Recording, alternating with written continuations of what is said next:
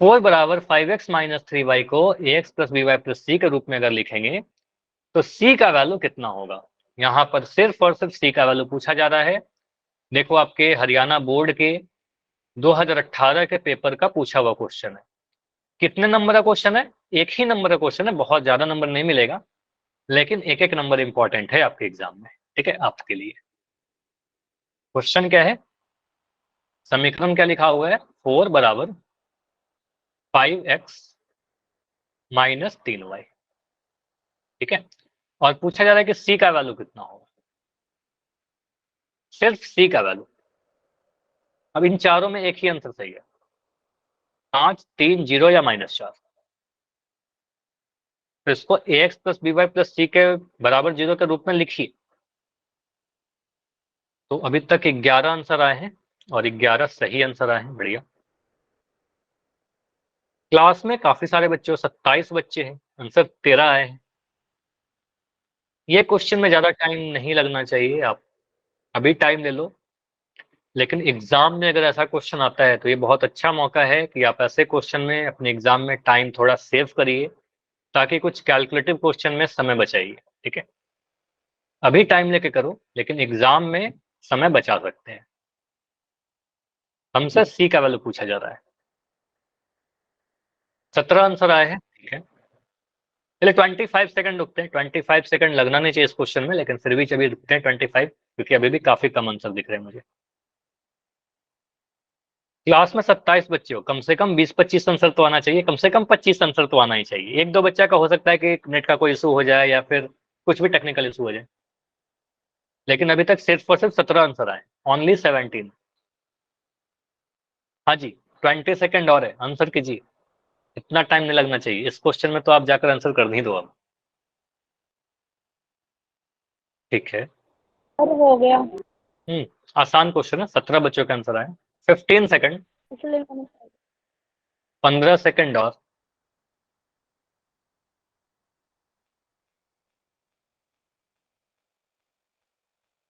Last 10 second, 10 second और। ठीक है, लास्ट 5, ओनली 5। बोल सर -4। अच्छा, ये नहीं करना है ज्योति, आप रेगुलर क्लास ज्वाइन कर। एक सेकंड, चलो मैं आपका माइक बंद कर रहा हूँ। बिल्कुल माइक ऑन करके मत बताओ, आपका जो भी आंसर आता है, आपको पता है क्लास के डिसिप्लिन के अगेंस्ट है, फिर आपकी कंप्लेन हो जाएगी। ठीक है, चलिए, या फिर हो सकता है कि रिमूव किया जाए क्लास से। ठीक है, तो यहाँ पर क्या आएगा, अगर किसी ने पोल में नहीं बताया तो फिर चैट में लिख दो, सभी को लिखने की जरूरत है नहीं। जो बच्चे दे देते हो पोल में आंसर, उनको लिखने की कोई जरूरत नहीं है। ठीक है, तो यहाँ पर आप बोलोगे सर सी का वैल्यू बताना है, तो कैसे सॉल्व करेंगे। सिंपली आप कह सकते हो सर 4 अगर 5x माइनस 3y के बराबर है, सारे एक्स वाई वाले टर्म दाएं साइड में लिखे गए, तो मैं पूरा दाएं वाले को बाएं में लिख दूंगा, बाएं वाले को दाएं में लिख दूंगा। ठीक है, तो सिंपली आप कह सकते हो, आप क्या करो, 5x और 3y को इधर लाने से बेटर मैं ऐसे लिख दूंगा इस समीकरण को, 5x माइनस 3y जो होगा वो 4 के बराबर हो जाएगा। 4 अगर उसके बराबर है तो 5x माइनस 3y 4 के बराबर होगा। ठीक है, बस मैंने LHS को RHS में, RHS को LHS में लिख दिया। अब ये जो 4 है, इस 4 को मैं अगर इधर लेकर आऊं तो आपका बन जाएगा 5x minus 3y minus 4 is equal to 0। ठीक है, -4 इक्वल टू 0, क्योंकि 4 उधर चला गया तो कुछ नहीं बचा राइट साइड में। अब यहां से आप कह सकते हो, इसको अगर हम कंपेयर करें sir ax plus by plus c equal to 0 से, तो c का वैल्यू आपसे पूछा जा रहा है, c मतलब कांस्टेंट वाला टर्म।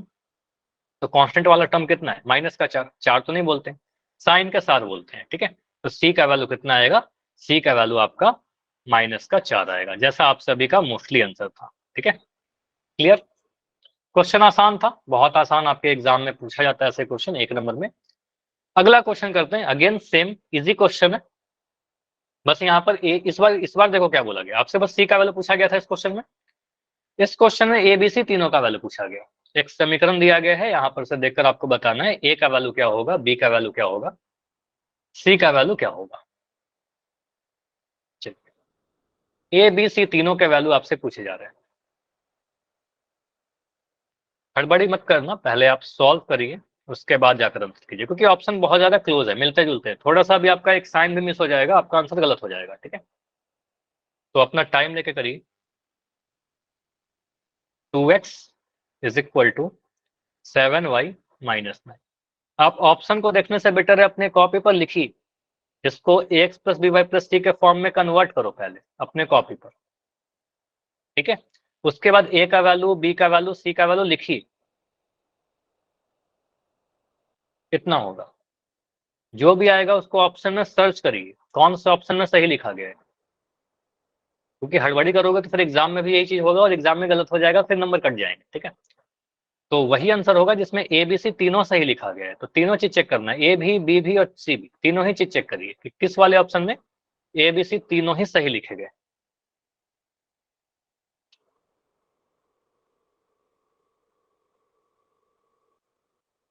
ए बी सी तीनों बताना है हमें।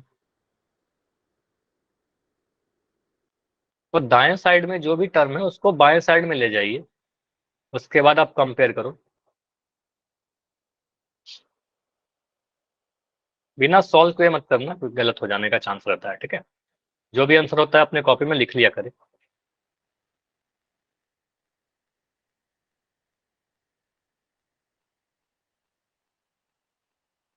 ट्राई करो आप लोग।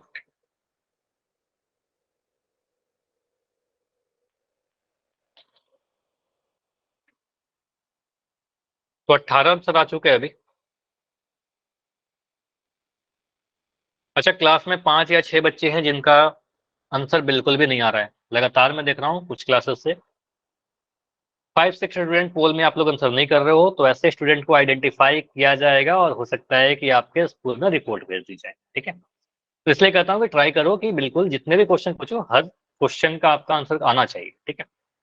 ज्यादा ज्यादा क्या होगा, गलत होगा, गलत होगा तो भी उससे आप सीखोगे, है ना, कुछ ना कुछ तो सीखोगे, ट्राई तो करोगे कम से कम। चलिए रुकेंगे लास्ट के 15 सेकंड, 15 सेकंड और, 15 सेकंड और, ठीक है। लास्ट 10 सेकंड, 10 सेकंड और,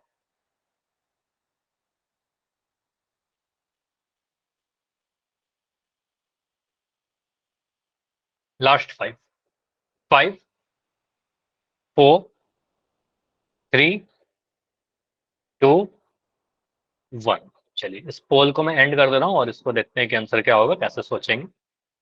ये तो काफी आसान सा था, बस हमें ध्यान से एबीसी का वैल्यू देखने थे, ठीक है। तो आप सिंपली बोलोगे सर इसको a x plus b y plus c बराबर 0 के रूप में अगर लिखना हो तो हमें क्या करना होगा, दाएं साइड वाले जो भी टर्म है उसको बाएं साइड में लेकर आएंगे, ठीक है। बाएं साइड में लाने का मतलब क्या हुआ, आप इसको कह सकते हो 2x तो बाएं में है ही, तो 2x और 2x लिखेंगे।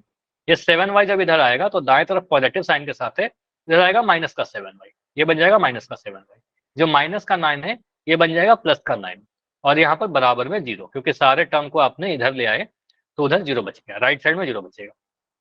इसको आप कंपेयर करोगे a x plus b y plus c बराबर 0 से, तो यहाँ से आपको दिख जाएगा ए का वैल्यू कितना, एक्स का गुणांक होता है तो ये जो कि 2 दिख रहा है, ठीक है। तो ए का वैल्यू 2, बी का वैल्यू कितना, बी का वैल्यू आपको दिख रहा है सर, बी का वैल्यू वाई का गुणांक है 7, जबकि यहाँ पर माइनस का 7 है, ठीक है। तो आप बोलोगे सर बी का वैल्यू माइनस का 7 है। सी का वैल्यू कितना आएगा, सी का वैल्यू 9 आएगा, प्लस का साइन है तो आप बोलोगे सर सिर्फ 9 लिख देंगे, ठीक है। तो ए का वैल्यू 2, बी का वैल्यू -7, सी का वैल्यू 9। ऑप्शन को देखते हैं, तो ऑप्शन नंबर ए में ए का वैल्यू 2 दिखा रहा है, ठीक है। बी का वैल्यू, ऑप्शन बी में भी ए का वैल्यू 2 है, ऑप्शन सी में भी ए का वैल्यू 2 है, ऑप्शन डी देखा तो ए का वैल्यू -2 है, तो ये गलत होगा, ए बी सी में से कुछ भी हो सकता है। अब बी का वैल्यू देखा -7, तो -7 ऑप्शन बी में भी है, ऑप्शन ए में भी है, बी में भी है, लेकिन ऑप्शन सी में 7 लिखा गया, तो ये गलत हो जाएगा। तो ऑप्शन नंबर सी भी गलत हो गया, डी भी गलत हो गया। ऑप्शन, अब सी को देखो तो सी का वैल्यू 9 है, तो ऑप्शन ए में सी का वैल्यू -9 है जो कि गलत दिख गया। ऑप्शन बी में दिख रहा है सी का वैल्यू 9, तो हमारा बिल्कुल बी में ए भी सही लिखा गया, बी भी सही लिखा गया, सी भी सही लिखा गया, ठीक है। तो आप कह सकते हो सर इन चारों में सही क्या होगा, आप बोलोगे सर ऑप्शन नंबर बी में ए बी सी तीनों के मान सही लिखे गए थे, तो ऑप्शन नंबर बी हमारा बिल्कुल सही वाला आंसर होगा, ठीक है। तो बाकी आंसर ए क्यों गलत हुआ, क्योंकि यहाँ पर सी गलत लिखा गया था, सी गलत क्यों हुआ क्योंकि यहाँ पर बी गलत लिखा हुआ था, ऑप्शन डी गलत क्यों हुआ क्योंकि यहाँ पर ए गलत लिखा हुआ था, ठीक है। तो आंसर क्या बनेगा, ऑप्शन नंबर बी। क्लियर हुआ सभी का, जिनका भी गलत हो गया था, 4 बच्चों या 5 बच्चों का आंसर गलत था, ठीक है, समझ में आ गया। चलिए अगला टॉपिक जो है हमारा, अभी युग्म की बातें करते हैं। तो युग्म का मतलब क्या होता है, कई बार आपने पढ़ा होगा कोण का युग्म, है ना, एंगल, पेयर ऑफ एंगल्स, या कभी भी युग्म के बारे में जब भी आप सुनते हो तो बस युग्म का मतलब इतना होता है, युग्म मतलब सर पेयर, युग मतलब थोड़ा। जोड़ा। हाँ बिल्कुल बढ़िया बोला आपने, जोड़ा, ठीक है। युग्म मतलब जोड़ा, दो चीज रहेगा तो उसको जोड़ा कह देते हैं, ठीक है। तो अगर सिमिलर, अगर मैंने दो चर वाला एक रैखिक समीकरण तक लिख रहे थे, अभी तक हम लोग क्या पढ़ रहे थे, अभी तक दो चर वाला रैखिक समीकरण पढ़ रहे थे, अगर उसमें एक युग्म बन गया तो दो समीकरण आ जाएगा सेम।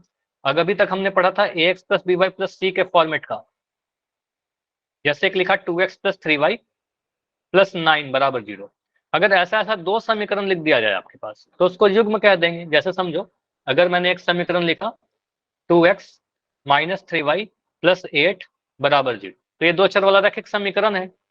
अगर मैं एक और लिख दूं ऐसे 3x minus 9y plus 13 is equal to 0, अब यहां पर क्या बन गया सर, इन दोनों को देखेंगे तो दोनों ही समीकरण है, पहला वाला भी समीकरण है, इसको मान लो एक बोल दिया, इसको दो बोल दिया, तो आपको सर ये दोनों ही के दोनों समीकरण है, ठीक है, दोनों ही समीकरण है क्योंकि दोनों में इक्वल टू का साइन है, दोनों ही दो चर वाले हैं, एक्स और वाई दोनों ही में, दोनों में चर क्या क्या है, एक्स वाई, ठीक।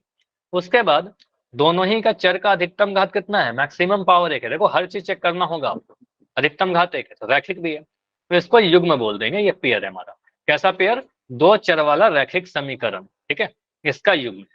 यहाँ पर इंपॉर्टेंट ये है, इंपॉर्टेंट ये है कि सेम वेरिएबल में होना चाहिए, चर यानी वेरिएबल जो है वो सेम होना चाहिए पेयर बनाने के लिए। पहले वाले समीकरण में आपने अगर एक्स और वाई यूज किया है, दूसरे वाले में भी एक्स और वाई ही यूज करना पड़ेगा। अगर मैं ऐसा लिख दूं 2x प्लस 3y बराबर, या मैं इक्वल टू लिख देता हूँ 3y माइनस 9 बराबर 8, मैंने यहां पर लिख दिया 2m प्लस 7n माइनस 13 बराबर 0, इसको यहाँ भी जीरो ही कर दो क्योंकि जीरो ही पढ़ रहे हैं हर बार, तो इसको जीरो ही कर दो। इसको दो चर वाला रैखिक समीकरण का युग्म नहीं बोलेंगे क्योंकि पहले वाले समीकरण में एक्स और वाई का यूज हुआ है, दूसरे वाले समीकरण में एम और एन का यूज हुआ है, तो यहाँ पर चार अलग अलग वेरिएबल आ गए, ठीक है, हमारे पास दो ही चर होना चाहिए। यह भी दो चर वाला रैखिक समीकरण है, यह भी दो चर वाला रैखिक समीकरण, लेकिन इसको युग्म नहीं बोलेंगे, पेयर नहीं बनाएगा। समझ में आया पेयर कैसे बनता है, सेम वेरिएबल होना चाहिए, दोनों ही समीकरण एक ही वेरिएबल में होना चाहिए, सेम वेरिएबल में, एक्स और वाई में, ठीक है, या फिर जरूरी एक्स और वाई, अगर मैं पी क्यू ले रहा हूं तो पी क्यू लीजिए, ठीक है, कोई भी दो वेरिएबल सेम लेना चाहिए। जैसे मैं कह रहा हूं दो चर वाला एक्स और वाई, दो चर एक्स और वाई में रैखिक समीकरण युग्म का अगर व्यापक रूप लिखना हो, जनरल फॉर्म, एक नंबर के रूप में नहीं एबीसी के फॉर्म में लिखना हो, तो वहां पर आप लिख सकते हो sir a1x plus b1y plus c1 equal to 0। जैसे अगर मुझे समीकरण एक लिखना हो तो आपका जो जनरल फॉर्म था, ऐसे समझना तरीका क्या होता है सर, दो चर वाला रैखिक समीकरण का जनरल फॉर्म होता है x plus b y plus c बराबर 0। अब दो समीकरण लिखना है ऐसा ऐसा, तो पहला जो समीकरण लिखोगे आप उसमें सभी ए बी सी पे 1 1 1 लगा दो, ठीक है, एक्स वाई पे मत लगाना, ठीक है, ए बी सी पर लगाएंगे जो कांस्टेंट थे, a1x plus b1y plus c1 is equal to 0।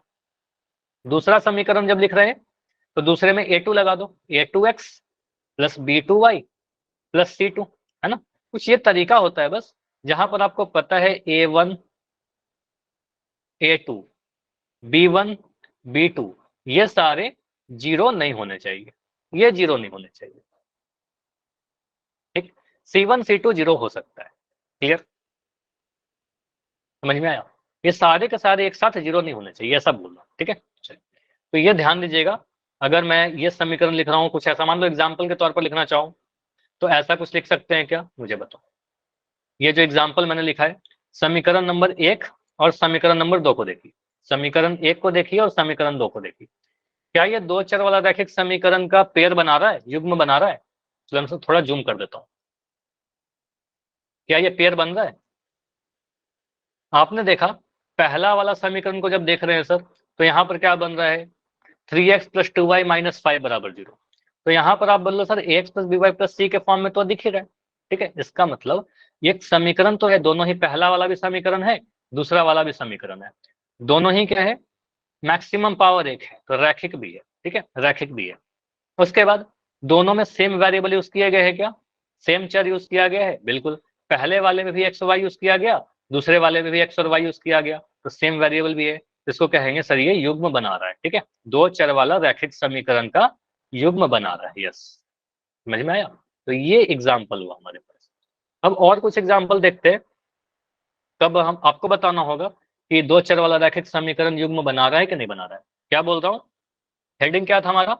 देखो, हेडिंग है आपका दो चर वाला एक्स और वाई में रैखिक समीकरण युग्म।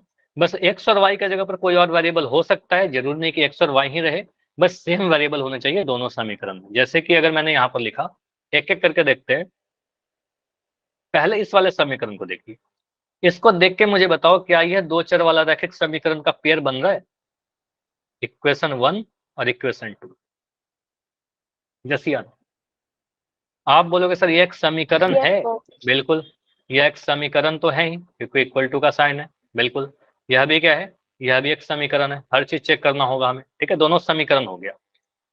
क्या दोनों कितने चर वाले हैं? तो यहाँ पर पी और क्यू यूज किया गया, ठीक है, पी और क्यू यूज किया गया। यहाँ पे पी और क्यू यूज किया गया, तो सेम चर है दोनों में, सेम वेरिएबल है। कितने वेरिएबल?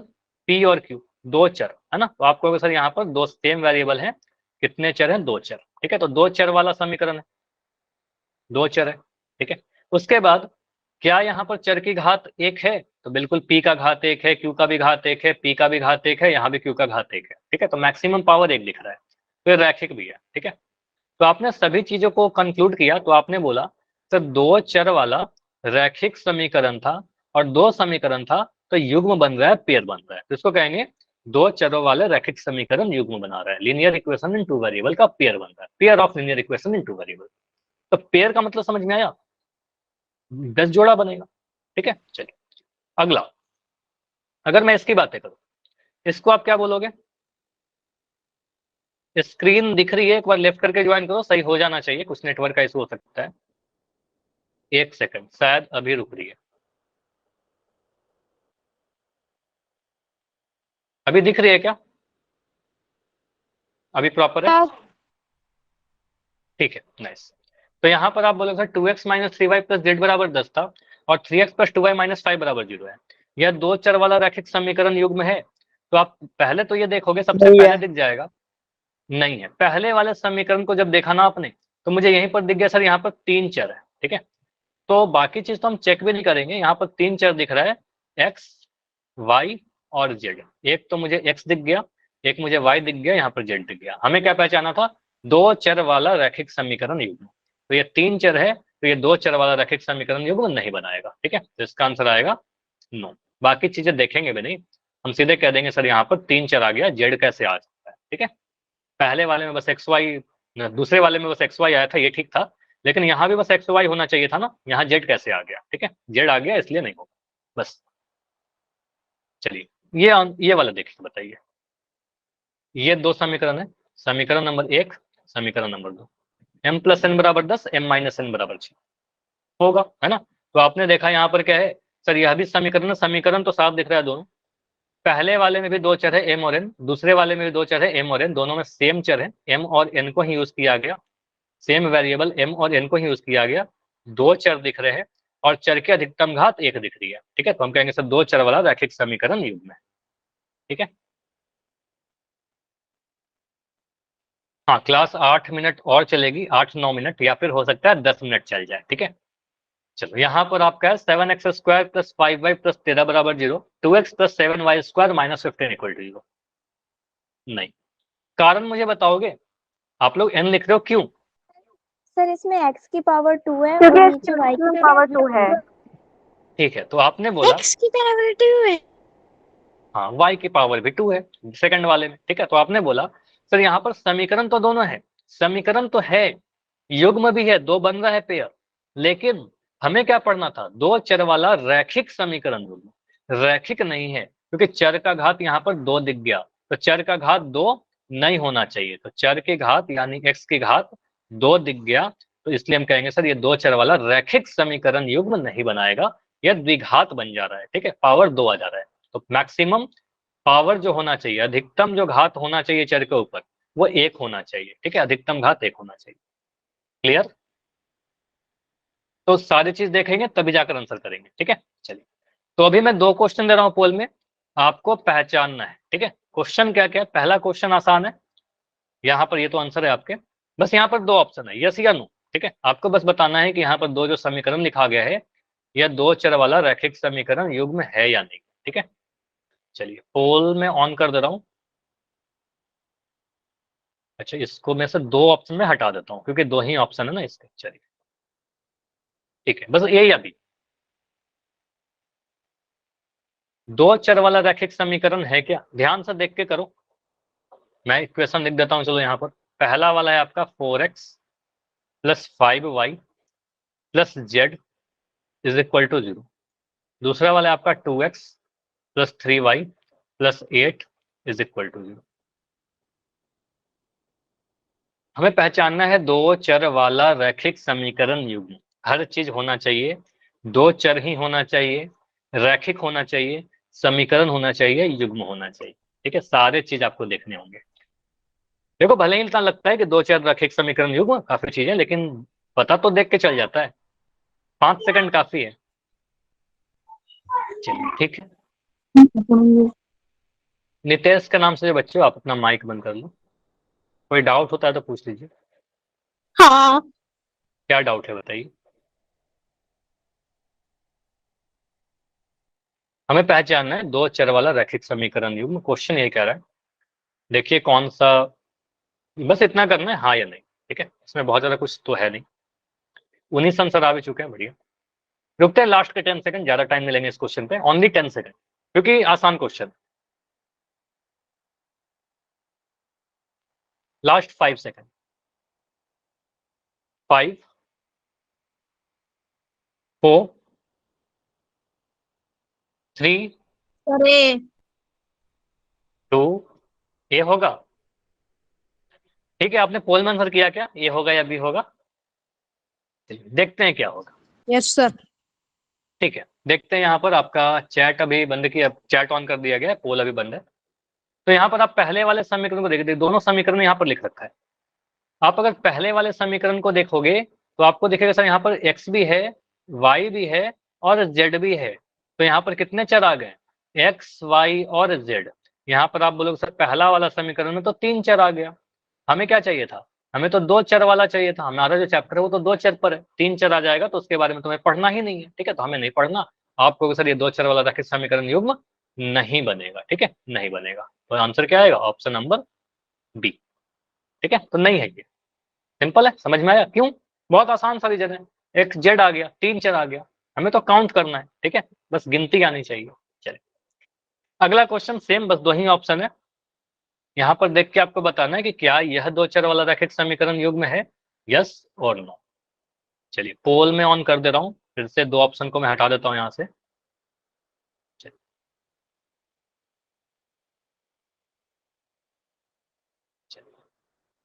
ट्राई करो, ए या बी, क्वेश्चन नंबर 4।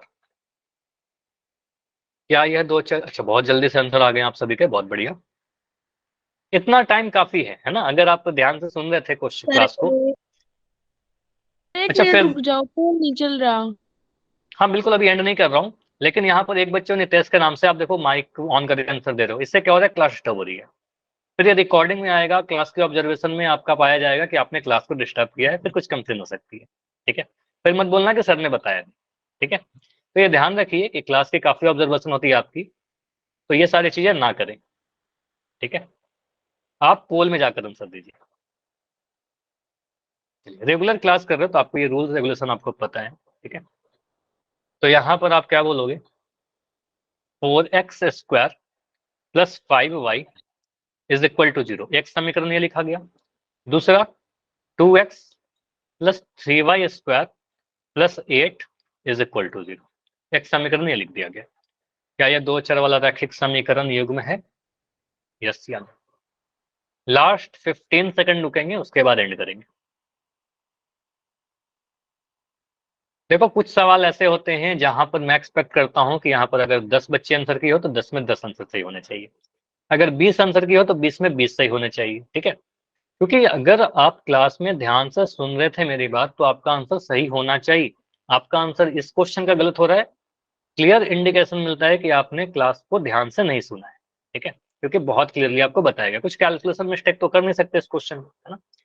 तो यहाँ पर क्या होगा आंसर, पोल को मैं एंड कर रहा हूँ 5 सेकंड में, 5 4 3 2 1। चलिए, तो 21 बच्चों का आंसर आया है, 21 में 15 बच्चों का सही है, 6 बच्चों का गलत है। तो गलत क्यों हुआ है मुझे बताइए, क्या रीजन हो सकता है गलत होने का। मैंने क्या बोला, हमें पहचानना है दो चर वाला रैखिक समीकरण युग्म। तो समीकरण तो दोनों है क्योंकि इक्वल टू का साइन है, ठीक है, समीकरण तो दोनों ही, दो चर दोनों ही में है। देखो एक्स और वाई यहाँ भी है और एक्स और वाई यहाँ भी है, तो चर भी दो है। लेकिन इतना हम क्यों देखें, हमको देखते ही पता चल रहा है सर चर का घात तो दो दिख रहा है, देखते ही दिख गया ना चर का घात दो।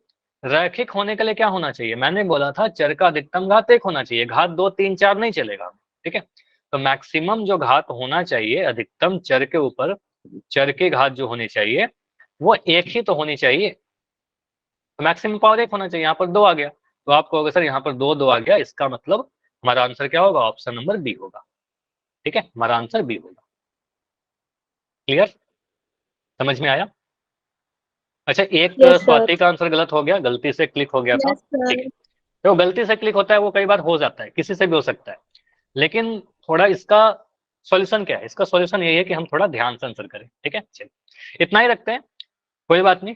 अगला क्वेश्चन या अगला कंसेप्ट अगले क्लास में देखेंगे। अगला कंसेप्ट क्या है नेक्स्ट क्लास का, ग्राफ के बारे में सीखेंगे, ठीक है, बिल्कुल मिस मत करिएगा, वेरी इंपॉर्टेंट टॉपिक है, ठीक है। Bye bye everyone, good night. कोई भी डाउट है तो मैं रुक रहा हूँ अभी, बिल्कुल अपना डाउट बता कर जाइए, अगर कुछ डाउट है तो बताइए।